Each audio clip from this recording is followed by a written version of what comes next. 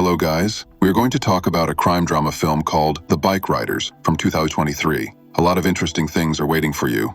Tired of family life, a man becomes interested in motorcycling and opens his own motorcycle club. A few years later, his popularity attracts bad people and the club turns into a biker gang. The movie begins in Chicago. Regular bar patrons run down Benny, a member of the Vandals biker club. The story then moves back to 1965, focusing on Kathy. She is interviewed by a photography student, Danny Lyon. The photographer is interested in how Kathy got acquainted with the Vandals biker club. One day she came to meet a friend at a biker club. Frightened by the obsessive attention of men, the girl wants to leave, but notices Benny. She stays a while to get to know him and the president of the biker club. Avoiding the crowd, Kathy gets on Benny's motorcycle and he takes her home. Benny waits all night on the other side of the road. Kathy's boyfriend doesn't like this and decides that it's better to pack up and get away from his girlfriend. After that, Benny wants to get to know the already free girl better and offers her a ride. The girl falls in love with a guy who is running away from the police. However, a broken motor allows the police to catch up with him.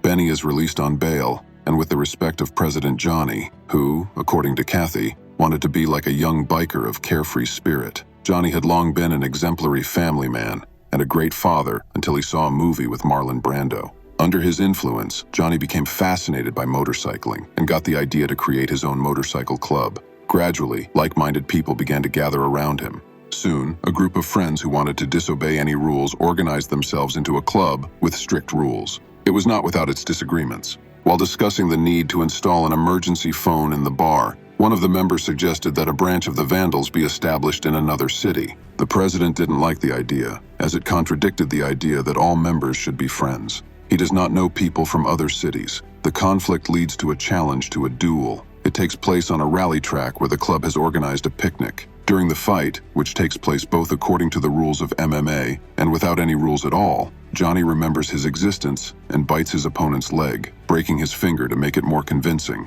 The president wins an undisputed victory and leniently allows him to open a branch in another city. Over time, the club attracted more and more attention, including teenagers with criminal tendencies who behaved like real vandals. A contented Johnny led a convoy of cool bikers with a clear hierarchy on the club's trips to various racing events. The documentary filmmaker Lyon accompanies the bikers on these trips to capture the story and write a book. He interviews Zipko, one of the older bikers. The conversation is interrupted by the arrival of another biker club. The bikers have a conflict, and one of the Vandals is accused of scratching someone else's bike. President Johnny, thanks to his experience and authority, almost settled the conflict by appealing to mutual acquaintances. But Benny flies into the conversation and knocks down the leader of the other group. After that, a massive fight breaks out. Lyon only has time to shoot colorful shots. The fight ends according to the old rule of first blood, for everyone except Benny himself. He rushes at his opponent, and the president is forced to pull his aggressive friend away. The fight ends with joint gatherings with alcohol and talks about motorcycles.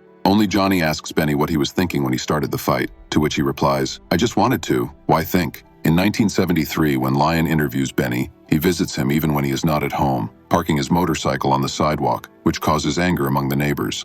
Kathy also says that it is dangerous for bikers in jackets to walk alone because they have many enemies. As an example, she talks about Benny's trip to a bar when he was beaten and broke his leg with a shovel.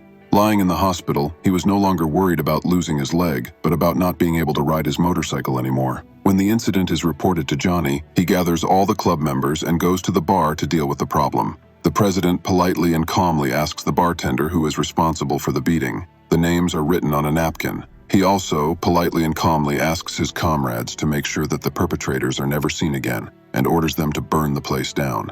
The bikers admire the burning flames, preventing firefighters and police from doing their job. Kathy and Benny rent a motel room for the boy to recover from his injury. Johnny visits them there. The leader offers him to go on a trip in 3 weeks, which the girl does not like. The disagreement almost ends in a divorce, but Kathy decides to play it smart. She goes to Johnny to convince him to kick Benny out of the club, arguing that she, as his wife, has more rights to him. The biker disagrees and they do not reach an agreement. Benny, still in a cast and on crutches, nevertheless arrives at the event with his wife. They see Sonny, a biker from California who has moved to Chicago, arrive to see the president.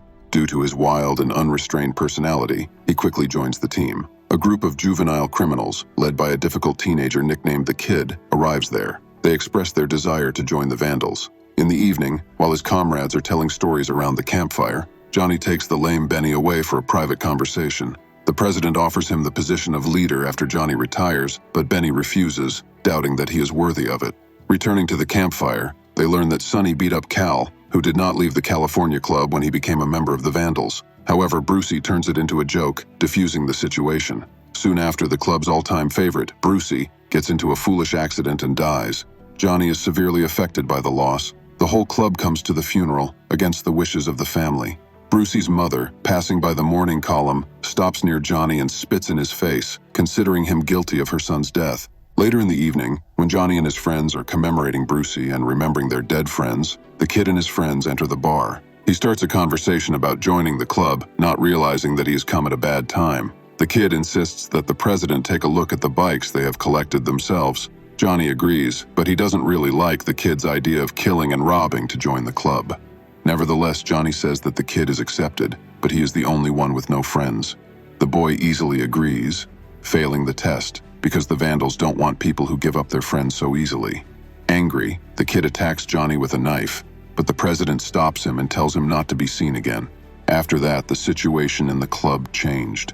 There was a division into bikers from the first club and newcomers, Vietnam veterans, and fans of illegal drugs.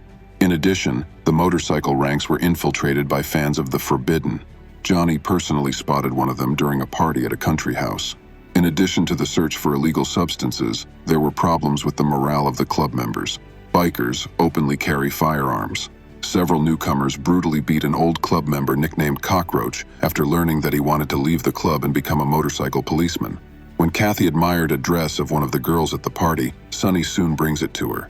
When the girl tries it on, her husband and his friends go outside to break up a fight. While Benny is taking the beaten Cockroach to the hospital, the newcomers to the house try to beat his wife. She is saved only by the appearance of Johnny, who can do nothing, since the behavior of his classmates formally complies with the Vandals' code.